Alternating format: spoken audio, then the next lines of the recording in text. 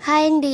అందరూ ఎలా ఉన్నారు? మేమైతే కొంచెం ఎదరికెళ్ళాక ఇది సింహం అయితే ఎదరికొస్తుందనమాట. అప్పుడైతే నడిచినప్పుడు తీసాము.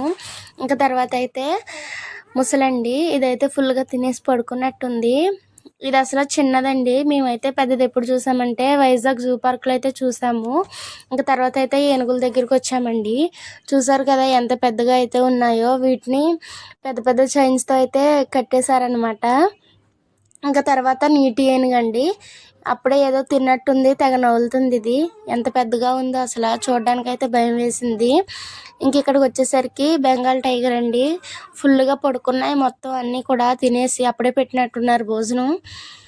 మరి నా ఛానల్ ఎవరైనా ఫస్ట్ టైమ్ చూస్తున్నట్లయితే సబ్స్క్రైబ్ చేసుకోండి.